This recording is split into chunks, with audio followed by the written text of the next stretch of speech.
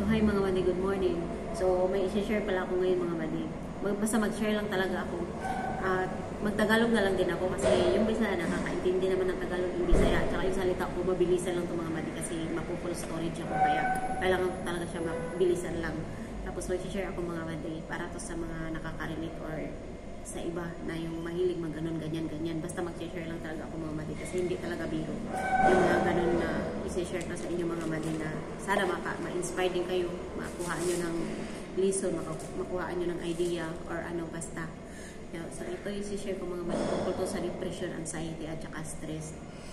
Alam nyo mga madi, kasi ngayon pag may mga problema tayo, di ba minsan pag di natin kaya, pag wala hindi natin gusto mag-share sa mga friend natin or family, dinadaan natin sa Facebook mga madi, hindi natin masisisi yung iba. Dapat kasi ang nakikita ko lang kasi yung iba mahilig kasi sila mag-criticize, yung mangpuna, mangbuli, o magsalita na hindi maganda sa kapwa. Kaya iwasan niyo yan mga madi kasi hindi yan maganda, lalo na yun sa tao may mga pinagdaanan, kailangan nila may kausap. Kaya nga yung mga taong iba, pinili na lang mag-isa, hindi magsabi ng nararamdaman nila sa iba. Kasi yung iba, hindi nila maintindihan yung nararamdaman ng isang tao na may problema. Lalo na pag na-depress ka mga madi at stress. Hindi talaga yan biro mga madi. Kasi kaya nga madami tayong nakikita ngayon na tinatapos na lang yung buhay, di ba? Kasi hindi nila nakayanan yung problema. Yun yung mga nangyayari talaga sa mga tao hindi na nakayanan ng problema kasi imbis na mag-share sila or mag-post sila kasi yun lang yung paraan na maglabas sila ng sama ng loob. Ang gagawin pa ng iba, tatawanan, sasabihin ang drama, sabihin po sa naman sa ganito. Alam niyo mga madi, respetuhin niyo din yung mga nararamdaman ng iba kung nasa stage sila ng ganun kasi hindi talaga biro na ikaw lang mag-isa na humaharap sa problemang hindi mo talaga kaya. Kaya ang iba, mas pinipili na lang mag-isa, hindi na magsalita. Kasi ayaw nilang may sabihin pa yung iba ganito. Pero hindi yan maiwasan madi pag hindi mo talaga kaya, talagang ilalabas mo yan para gagaan yung sama ng loob. Pero pag once naman na may nakikita kayo ng gano'n, huwag nyo naman tawanan. Huwag nyo unain na magsabi ka na hindi maganda. Kasi nasa stage siya ng problema at saka depressed ba siya, hindi natin alam kung anong problema yan. Tapos, ikaw na nagmi-message doon, nagsasalita ng ganito, ganyan, nag-comment sa ano na, nandiyan na nga siya sa lungkutan, tapos dadagdagan nyo pa. Ang isipin niya ng tao, parang kaaway niya lahat ng tao sa mundo. Kaya hindi talaga yan, pero hindi lang to para sa isa. Kasi ako minsan, nakikita ko din yan, nakikita ko yung mga ganun, hindi lang basta nakikita ko yung ganun. Sa akin lang nag-a-advise kasi pag ikaw ang nasa sitwasyon ng ganun, hindi din talaga biro na gagawin sa'yo yung mag-isa ka lang, nalulungkot ka, ayaw mo nang may kausap, gusto mo mag-isa, gusto mo ng peace of mind, gusto mo may karamay ka, tapos tingin mo sa sarili mo wala kang karamay, tapos dadagdagan mo pa ng ganun, hindi talaga yan siya maganda kasi nakakapagdagdag talaga yan ng sakit sa ulo, problema, madadagdagan pa yung problema mo, hindi mo parang feeling mo mag-isa ka na lang sa mundo na wala kang karamay. Ang gagawin mo na lang iiyak pag di mo kaya talagang lutasin. Huwag mong sabihin hindi ka makakaisip na tapusin na lang yung buhay mo. Kasi ang sa akin, hindi ko naman talaga sinasabi din na tapusin ko yung buhay ko. Pero pag once na down ka talaga, tapos may makikita at may maano ka pa na i-judge ka pa nila, may sasabihin pa sila hindi sa'yo maganda, bakit ganito, ganyan, drama ka na. Guys, please lang, respetuhin nyo yung nararamdaman ng isang tao kasi hindi talaga biro pag ikaw yung nasa sitwasyon niya. Masasabi mo, dapat hindi ko ginawa yung ganun, dapat hindi ako na ganito, ganyan. Dapat irespeto mo yung nararamdaman ng isang tao kasi pag nasa problema ka, hindi talaga biro. Hindi talaga biro. Yung mararamdaman mo na ikaw lang mag-isa, lalo malayo ka sa pamilya. Hindi yan maiwasan ako guys. Ilagay ko lang yung sarili ko, napaka-strong ko na tao. Lahat ng problema yan, kaya kong lutasin. Huwag lang yung isang bagay na pinaghihinaan ko kasi pag once na yun ang nag-trigger sa akin tapos may problema ako. Tapos yung bagay na yun na hindi ko kayang lutasin agad-agad na yun talaga ang weakness ko. Pag once na trigger yun tsaka may problema ko, huwag mong isipin, huwag mong sasabihin na hindi ka magsasabi na sana wala na lang ako, sana mawala na lang ako sa mundo. Masasabi mo rin yan, di ba? Masasabi mo rin yan, di ba? Pag nasa stage ka na down ka. Ako minsan, pag ganyan yung ano ko, madami akong problema, ganyan, tapos madadagdagan. Siyempre, mapapagod din yung utak mo, mapapagod yung sarili mo, mapapagod yung puso mo sa sakit. Masasabi ko rin yung sana matulog na ako, hindi nag-iisip. Sana kinabukasan din ako mag-isip para mawala yung problema. Kaya pag may nakikita kayong taong ganyan, irespeto nyo yung nararamdaman nila. Huwag kayong basta-basta mag-judge sa isang tao kasi napakalaki ng impact yan sa isang tao, lalo na nakita niya na ginaganyan siya. Hindi yan maganda. Irespeto nyo yung bawat isa na nararamdaman kasi hindi talaga biro. Pag ikaw ang sa stage na ganon, saka mo yan marirealize na hindi pala maganda yung ginawa mo sa kanya kasi ganito, ganyan, ganyan. Nagpo-cause siya na hindi talaga maganda at yun din ang dahilan na bakit gusto mo na lang mawala. Bakit gusto mo na lang hindi ka makikipag-usap, makikisama sa iba kasi umiiwas ka na may ganun tapos ganun ang gagawin sa'yo. Yun dun darating yung time na makapag-isip ka ng hindi maganda pero list lang. Lakasan mo yung loob mo at magtiwala at mag-pray. Matutulungan ka din ni Lord na hindi mo magawa yung mga bagay na ganun. Pero hanggat maaari kayong mga guys na mahilig mo muna dyan, hindi ko nila lahat sa mga mahilig lang dyan kasi meron talaga hindi yan maiwasan. Ilaylo nyo mga iwasan nyo.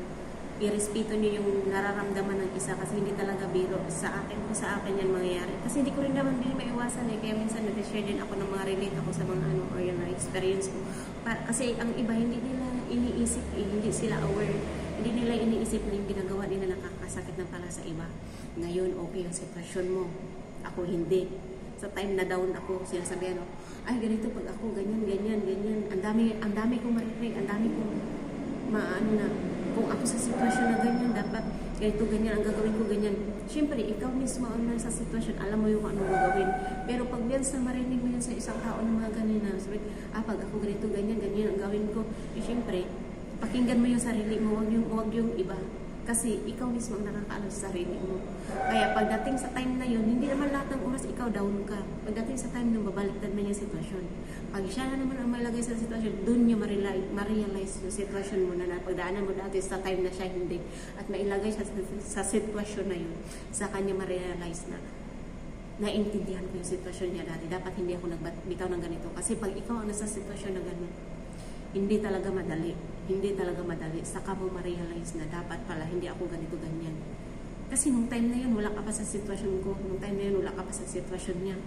Pag dumating yung time na ikaw na naman sa sitwasyon niya, doon mo ma-realize na mali pala yung ginawa mo. Kaya kayo, kung sino man dyan mahilig ma-judge o mag-ganito, magpuna.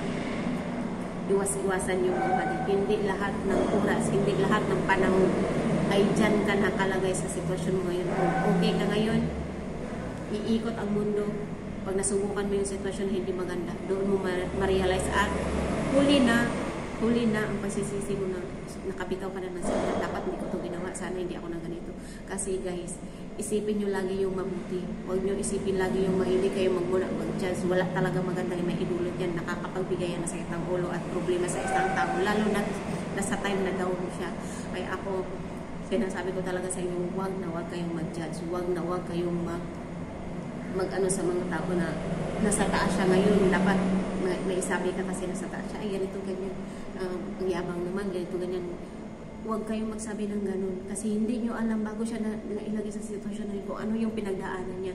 Siyempre, sa mga taong hindi nakakaranas ng ganun ng hirap, hindi nila maiisip yung nararamdaman ng isang tao na sa babae. Kaya basta ano-ano na lang sasabihin nila. Kaya minsan ano din ako na ako ayaw ko talaga ng ganun kasi ako mismo nakaranas na ako hindi. Ramdam ko yung sakit at hirap. Kung napagdaanan ko yan, sinishare ko yan para ma-aware yung hindi alam na wala lang silang alam sa sinasabi nila. Basta lang makapagbitaw sila sa tawanan pa nila. Pag ikaw nasa sitwasyon na ganun, anong mararamdaman mo? Saka mo ma-realize, ay, ito, huli na, damage done ka. Parang ganun, di ba? Kaya ako sinasabi ko talaga, iwasan nyo yung magsalita kayo hindi maganda. Irespeto yung nararamdaman ng isa, lalo na't nasa problema. Huwag nyong tawanan kasi hindi talaga biro at hindi talaga yan maganda.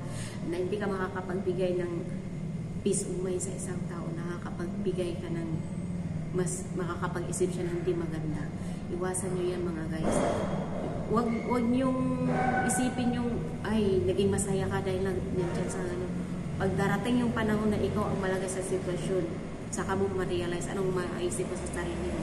Sana hindi na lang ako na ganito, sana hindi ko na lang sinabi ang ganito, sana hindi ko na lang siya tinawanan ng time na hindi maganda yung sitwasyon niya. Kasi guys, isipin nyo lagi, hindi lahat ng panahon ikaw nasa sitwasyon niya. Hindi lahat ng panahon na ikaw nasa sitwasyon mo ngayon na okay ka.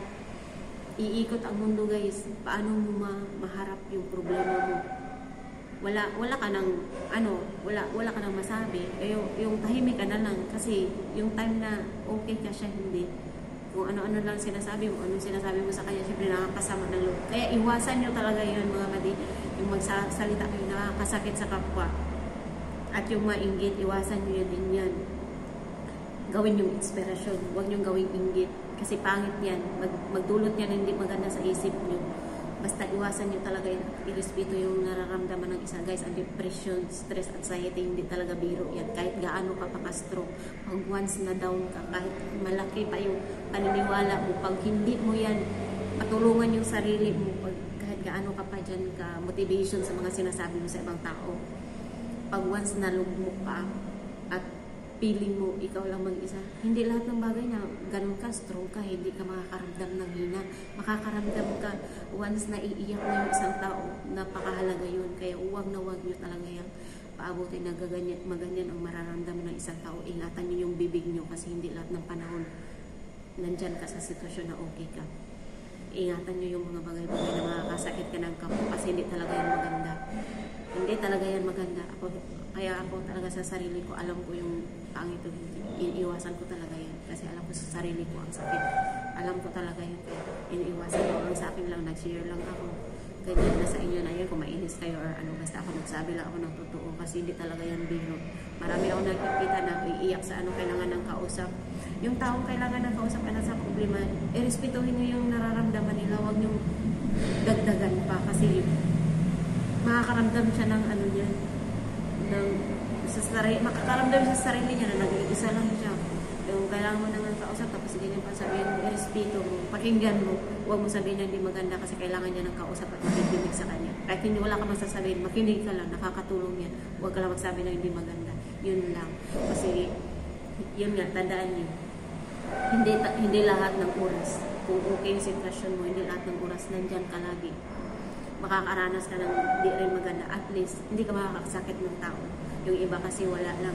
Basta makapagsabi lang sila hindi maganda, makapagtawa lang sila, masaya na sila. Wala silang pakialam. Saka lang nila ma-realize pag maranasan nila. Wala, nahuli ng lahat. Yeah. Kaya iwasan nyo talaga yung mga mati. So, yun lang. Sa mga sinasabi ko or ano, wala naman akong sinabing masakit or ano, basta ako nagpapaliwanag o nag-ano lang ako ng opinion ko kasi minsan kasi hindi talaga natin maiwasan yung mga kahit gaano tayo ka-strong, kahit gaano tayo kalakas, pag time na down ka, huwag mong sabihin, hindi mo maiisip na sana wala na lang ako sa mundo, sana wala na lang ako dito, wala sana sakit din ganito. Kasi yung problema mga mati, hindi talaga lalo na ikaw lang mag-isa, malayo sa pamilya, wala kang kausap, may mga friend ka, hindi mo na makakausap ng ayos kasi takot ka ma-judge ka, takot ka na ganito ang sabihin. Kaya pag may nagsabi sa'yo na kailangan ng kausap nito, respetuhin nyo yung nararamdaman niya, pakinggan nyo at mag-advise ka ng hindi masakit. Nakakapagbigay yan sa kanya ng gaan ng loob. At yun, nakakatulong ka, hindi yun nakakatulong ka para mag-isip siya na hindi maganda at dahil para ma-down siya. Hindi ganun, huwag ganun mga madi. Isipin natin lagi na hindi lahat ng oras okay yung sitwasyon natin. Mas mabuti na yung nasa down tayo or mataas man tayo or mababa, isipin natin lagi na huwag tayong manakit ng kapwa at ng damdamin ng iba kasi hindi maganda. Yun lang mga madi. Bye. Nahaba na ng ano ko pag naumpisahan. Ganun naman talaga ako minsan pag nagsalita ng mga ganito. Napakahaba. Ayun. Basta yun lang mga madi. Bye-bye.